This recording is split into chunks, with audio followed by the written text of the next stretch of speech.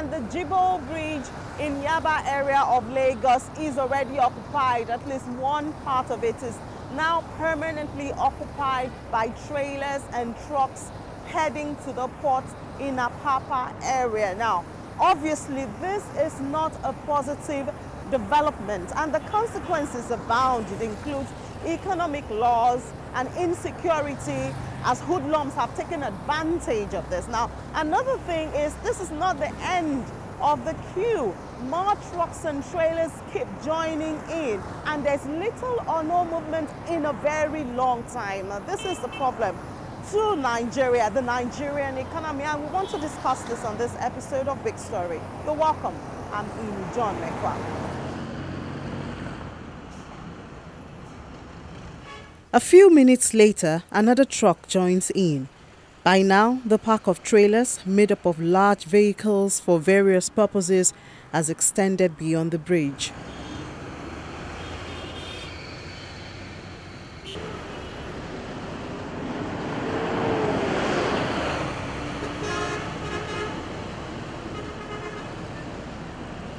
A stone throw away in Western Avenue axis, the immediate effect of the limited space begins.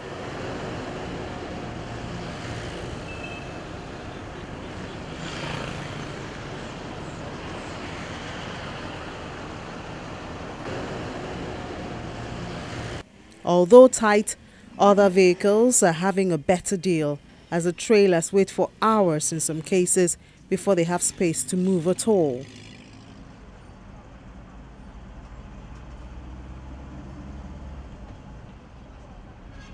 At Stadium area, there's a shift of the queue to the right side of the road in line with the route to their destination in Apapa. Is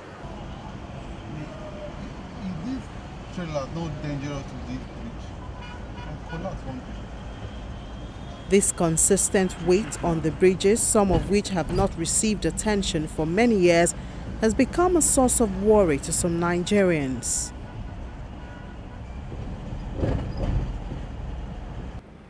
Now, when we're designing bridges as engineers, we allow a lot of load scenarios, including what you have right now.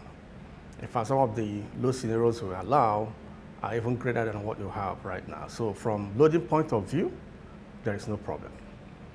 But what is the state of the bridges? When last were the bridges inspected and maintained? We don't know the state of the concrete, the steel, the pile foundation. So these are the areas we are really, really highly concerned. Because in actual sense, when bridges are designed, there are provisions made for routine maintenance. So when there are small defects, you fix them immediately before they deteriorate. Because when it comes to bridges, the problem starts small. The rate of deterioration starts slow, but once it accelerates and nobody attends to the defects, it might lead to a calamity. Back on the road, the drivers and their assistants seem the worst treated in this scenario. Some of them who prefer not to speak on camera say they've been on the road for days. They hardly bathe and have to depend on hawkers during traffic periods to feed.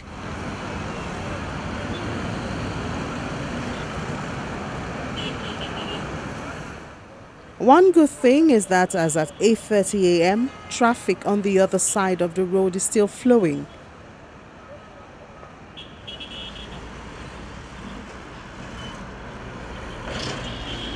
From Mijora area, we notice members of the Special Task Force constituted to control traffic as a result of the spill from the port. The task force, which was constituted in November 2017, comprises of 400 officers equally contributed by the Nigeria Police Force, Lagos State Traffic Management Agency LASMA, FRSC, and Nigeria Security and Civil Defense Corps.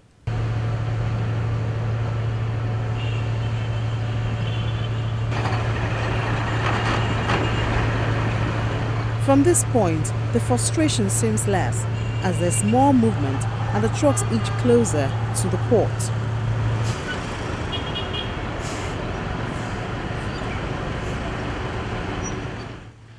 But most times, this movement is disrupted by breakdown.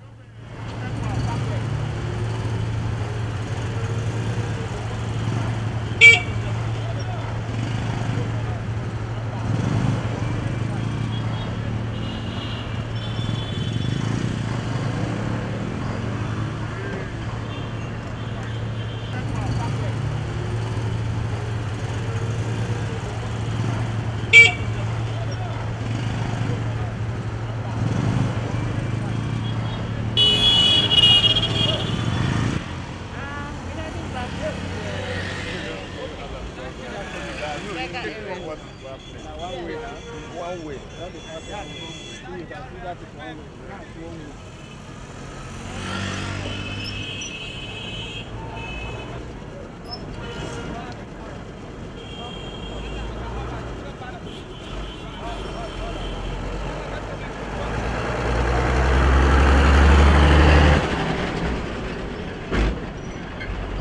It took us about an hour and a half to come from Ojuelegba area to Area B police station area, and the drivers are not finding it funny. I am now going to have a chat with Mr. Godfrey Nwoke and his assistant to share with us some of their experience on the road. He said they spent about 3 days to get here. And we are just coming from my two end of Vanguard Road, you know. So it has been, it has been rough. It has been rough since 2 days, and it has been like that, because we maneuver through this thing. Getting here now, I have spent almost. Where is this? Here is Area B. I have spent almost 5,000, and for you to enter into the port, it takes almost 40 to 45,000. What is the money for? The money is just MPA, police, and other agencies, and I'm just let people know it's just organized